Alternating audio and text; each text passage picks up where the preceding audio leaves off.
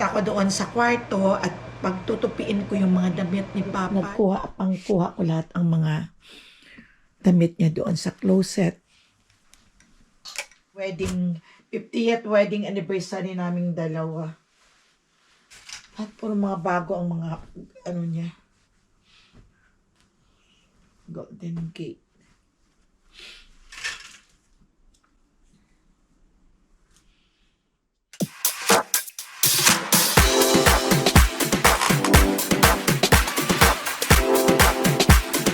Welcome back to my channel, my friends and friendship. It's morning at paggising ko ay nag-ayos din ako sa sarili ko at tinawagan ko pa yung bangko ni Papa na pina-close ko na ang mga bank account niya. Yun, pinaayos ko na at okay naman ngayon. Kuha ko lahat ang mga damit niya doon sa closet. Dami pa siyang mga damit. Ayun, isisave ko ito. Meron pa akong isisave na isa dito na hindi pa niya nagamit. May tag price pa. Ang dami niyang mga damit. May mga tag price. Hindi niya na isusuot.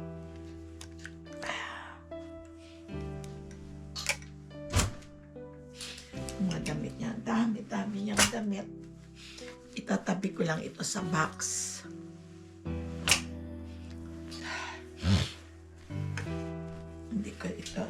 Isisave ko lang ito sa mga box. Dami yung damit. Katulad nito, merong tag price pa, oh. Mga regalo to sa kanya. Ayan. Yan, mga regalo sa kanya noong birthday. Ayan, diyan ko lang. Baka gusto ng mga ibang anak. May tag price pa rin.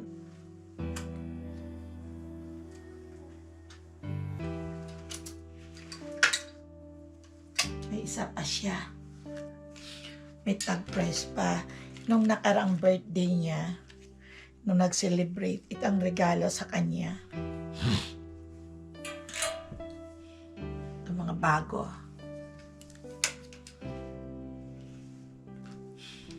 Wala pa. Kaya ang gagawin ko nito, isihahang ko itong mga bago. Ito gagamitan ko to. Pwede ito pag magbakasyon at mainit sa Pilipinas ay i-ano mo sa kaya dito lang to at aayusin ko yung yung cabinet namin. Pang tutupiin ko to, my friends and friendship. Itong mga sombrero na to, tingnan ninyo, pero ayaw ipaalis ng mga anak. Pagpagan ko lang yan sa mga alikabok. Ayan yung akin. Kaya itong cabinet namin ay ayusin ko. Ang dami pa niyang mga pantalon doon. At ilalagay ko sa box. Mamaya mag-almusal muna ako, my friends and friendship. At babalikan ko itong aking kalat. Ay, grabe ang sipon ko sa sa allergy. Ayan yung box kong ito. Yung lalagyan ko ng kanyang mga gamit. Ito ko ilalagay. At mag-almasal muna ako. Magtatahi pa ako, magtutupi. Ang suot ko pag nagpunta ng Hawaii, dahil aalis kami ng April. Magbabakasyon sa Hawaii. Itupian ko masyadong haba. Kaya mag-almasal muna tayo, my friends and friendship. Tingnan niyo ang kalat ko kagabi dito.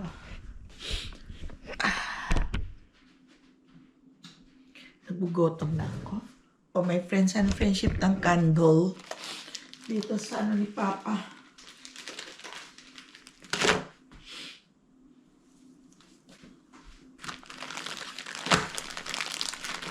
Naglagay ako ng kandila.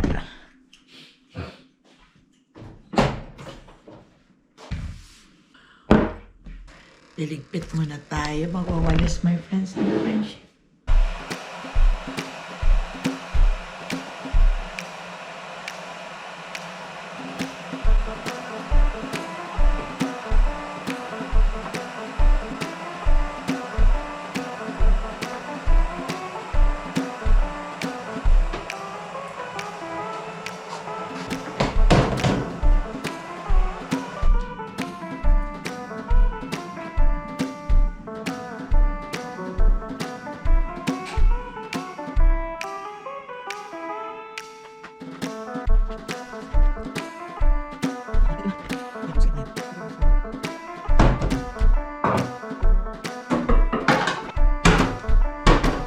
pansit na dinala si JR.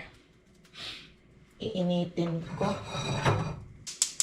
At kakain din ako ng itlog dahil ilang more than 1 week na akong hindi naka-egg protein ang kailangan. Tapos mag-iinit lang ako ng bread.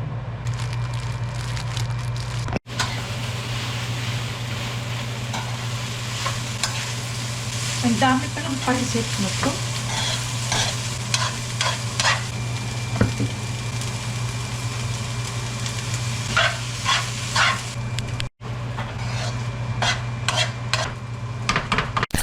Kain na tayo. Tinimpla ko yung pansit ulit. Nalo ako ng sardinas. Masarap. May natira pa akong dragon fruits. Dalawa ito nabili ko sa Costco. May isang slice pa. Pintuan kami ng anak kong si Bam. Hindi kasi siya umuwi ng Philippines. Balak next year. Kasi may mag-graduate kasi sa anak niya. Kaya pintuhan kaming dalawa. Kami lang naiwan kasi dito 3 kami si JR na hindi kami nakauwi. Ang mga yun, nagbakasyon ay pagbalikan naman din. Ano ngayon doon? Sunday pa lang ito doon. Bale, last day ng piyesta ng Kalibo at ang dami na naman silang bisita yun. Inano ko ng live. Ni-live nga nila kahapon. Ang saya-saya nila. Nakakainggit. Ika 40 days na ni Papa Dudes bukas. Medyo nauna sila sa Pilipinas. Pinauna naman kayo ng time there at date. Kaya bukas pa lang ay ika 40 days till 10 siya namatay. 10, 30. 20, 40 days na. Kaya mag-attend kami bukas ng mass. At yun, nagliligpit na nga ako ng mga gamit ni Papa kasi masyadong masikip doon sa cabinet na hindi na niya, wala na siya. Ilalagay ko lang sa box. Hindi ko muna yun pamimigay. Mga bago pang mga ano. Dahil parang nakakalungkot na yung mga gamit niya ipamigay. Yung bang, wala, hindi pa siguro lang ako ready na ganon. Na ang mga gamit ni Papa doon sa ipamimigay ko. Siguro time will come, parang ganon. Basag siguro ito. Parang may hinahanap ko sa mga kinakain ko. Nagugutom ako kahit kumakain. Gutom pa rin. Parang may hinahanap ang katawan mo na pagkain. Nung nandito si Papa, nanonood kami parati, wala kami talagang iniiwan na sa YouTube na pinapanood namin sa mga favorite din namin na mga YouTubers. Nung mawala na si Papa, parang nawala na ako ng ganang manood na mag-isa lang kasi ako. Nanonood din, pero hindi katulad nung dati na sibot na sibot namin panuorin lahat. Pero may balak kung ako na uuwi. 1 month din siguro ako sa Pilipinas at may marami akong aayusin. Alam, baka mga April, depende. Nagluto sa GR ng adobo, binuksan ko dito, malamig naman. Pasigaw ko lang sana ang amoy ng loob ng bahay ng adobo. Sarado ko na lang. Ay, i-on ko na lang kaya ang blower. Lamig kasi pagbubuksan ang pintuan. Penga-penga muna ako ng konti at pupunta ko doon sa kwarto at pagtutupiin ko yung mga damit ni Papa, yung mga nakahangin niya at ilalagay ko sa box. Upo muna ako, pahinga-hinga ng konti. Nag-lunch na ako at ako ay pupunta na doon sa kwarto kung saan ang mga gamit ni Papa Dudes ay ililigpit ko. Itutupik ko yung mga damit niya at ilalagay ko sa box. Kaya halika, samahan niya ako, Papa Dudes. Punta mo na ako ng room. Kaya, punta mo na. Okay, patayin ko yung mga ilaw kasi. Hindi ko paborito ko ako. Sutsu di Papa. Kusinatan akon. Unbox ko lang ito.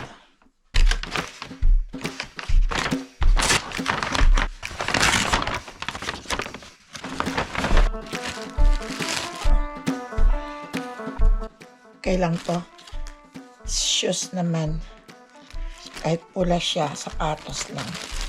Hindi naman ako nagsusuot ng pula ng damit. At hindi pa si Papa ay kamamatay lang. Ito lang naman sapatos eh. Check ko nga, ang bagay sa akin. Uy, ang ganda. Ang ganda, my friends and friendship sa paa ko. Oh. Maganda pag nagsuot ka ng legging.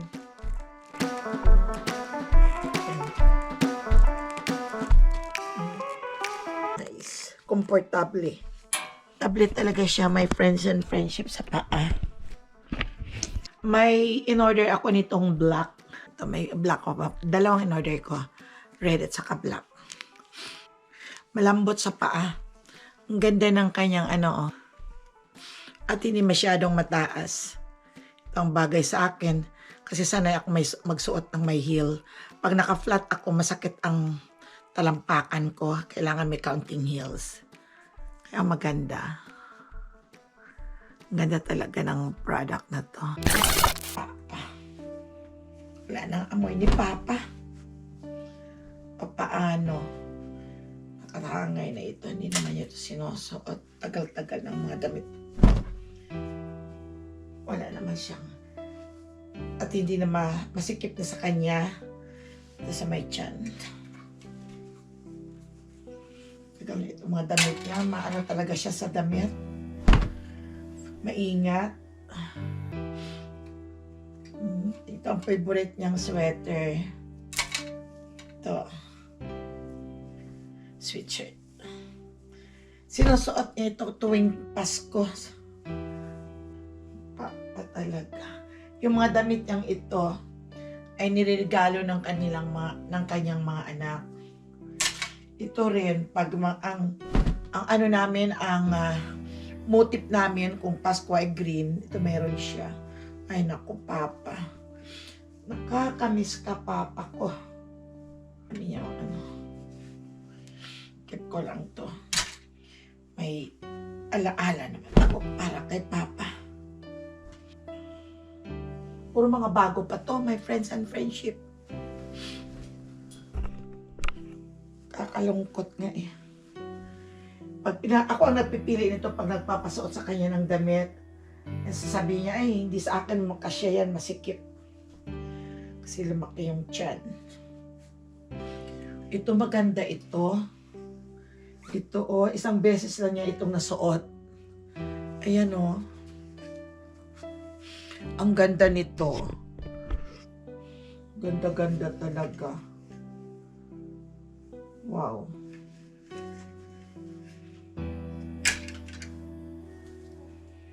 Keep ko lang. Ralph Lauren ito. Yung polo.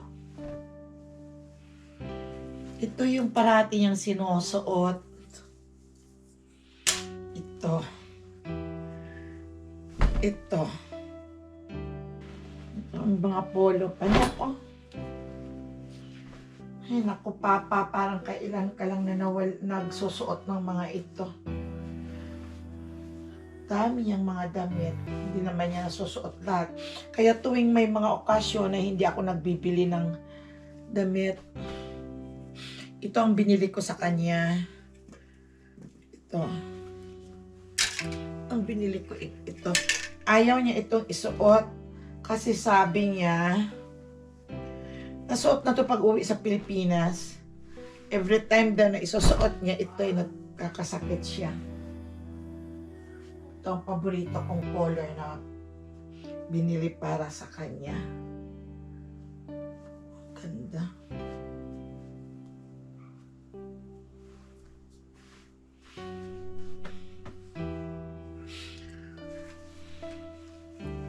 Ito naman ay yung sinuot niya noong 50th wedding anniversary naming dalawa.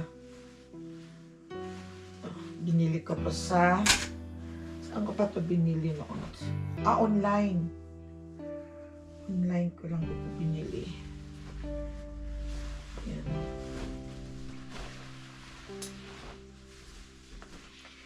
Hindi ko ito nalapan, kaya may amoy pa wala na sila. Wala na yung amoy ni Papa. Double X pala to.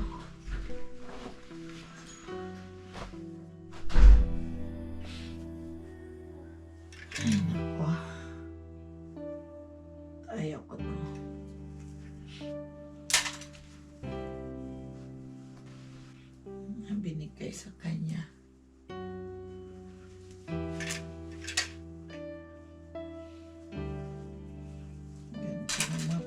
Ganda ng mga t-shirt niya.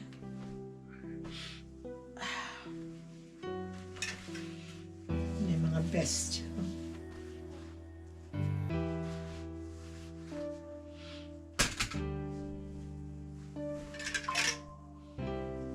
Airwalk pala ito. Kaya lang hindi ito yata niya na isuot. Ayaw niya kasi magsuot ng polo. O ito, ang ganda-ganda pa nito, oh. Old Navy. Wow, ang ganda.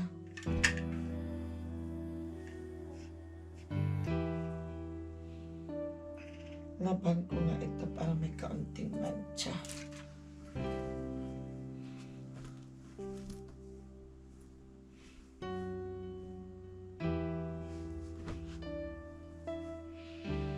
Laban ko to.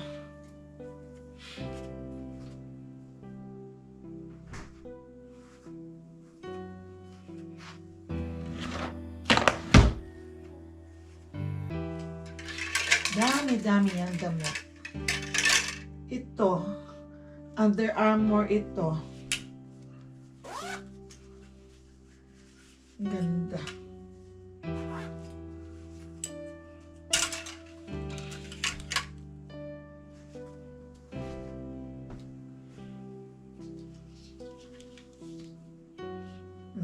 May ano sa perfume. Laban ko rin ito.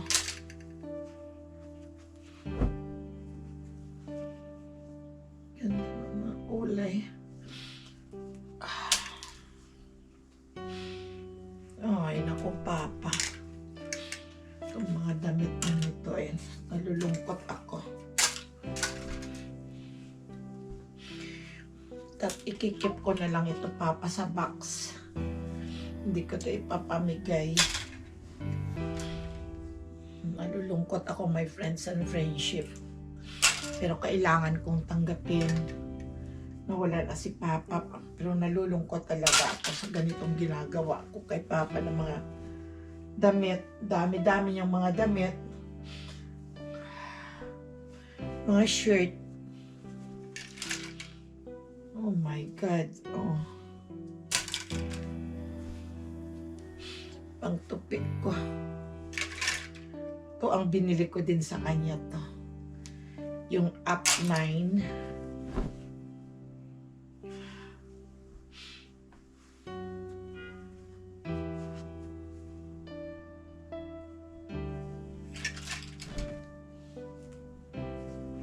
Ganda ng panahon, my friends and friendship ko. Maaraw. And ngayong araw na to ay, ito na ang araw ng Ati-Atihan Festival na talaga linggo sa Kalibo. At may handaan pa rin sa bahay. At magsipag-uwian na sila. Itong after Ati-Atihan, magsisimula ng magsipag-alisan sa bahay sila ng Monday. Ito, oh. Ganda.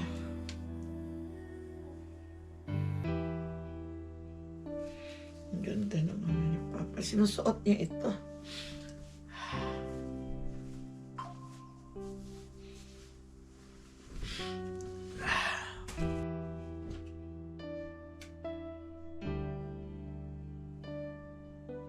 Ito ang muling nabili ko sa kanya na sweatshirt na may terno, itong red din na jogging pants. Laban ko, may mga dumi-dumi. Laban ko. At ito, bago din ito. The Bay. At puro mga bago ang mga, ano niya. Golden Gate.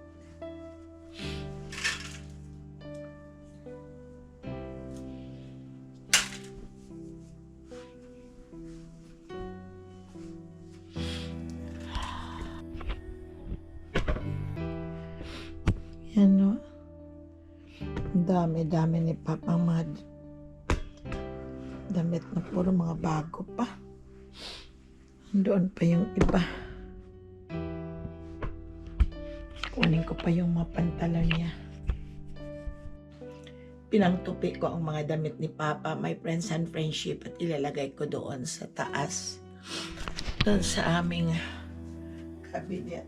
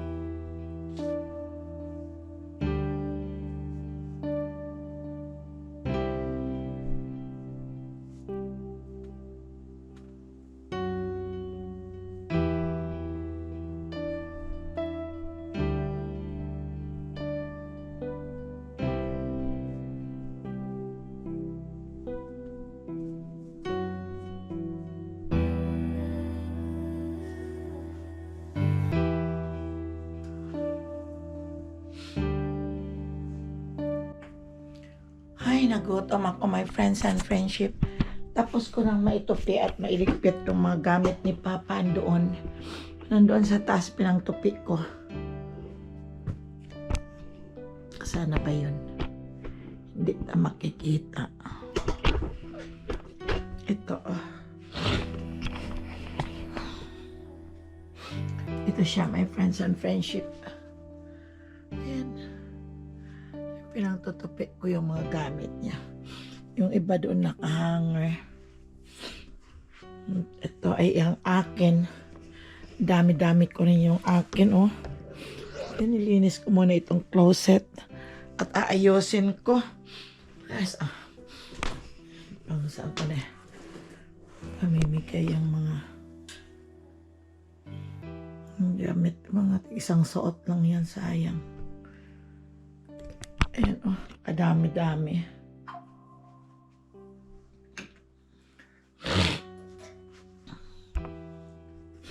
Nakatambak. Ay, ayos ko din doon.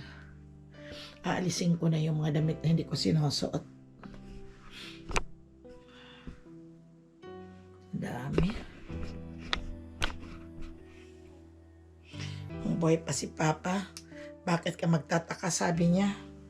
Sige lang, order ka lang ng order. Dami-dami, tambak mo lang. Ayusin ko na to. Kakain muna ako ng merienda. Magkakape. Kakape muna tayo, my friends and friendship. Nagutom ako, my friends and friendship, sa kakaligpit ng aming closet.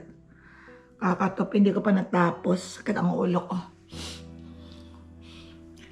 Grabe ako sa allergy. Merienda ko ay saging. Yung saging na frozen. Kape. Tapos kahit flakes pa. Nagutom ako. Anong oras? 5 minutes to 4.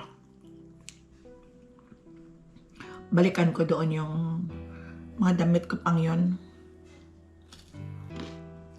Yung mga damit ko, yung hindi ko sinusuot, pang tupiin ko, lagay ko sa box. Kasi sometimes, pag gusto ko rin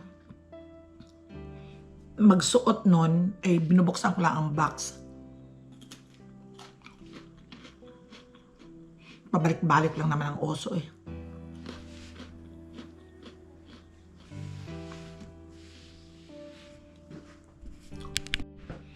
Balikan ko muna yung aking trabaho dito kaninang iniwanan sa kwarto.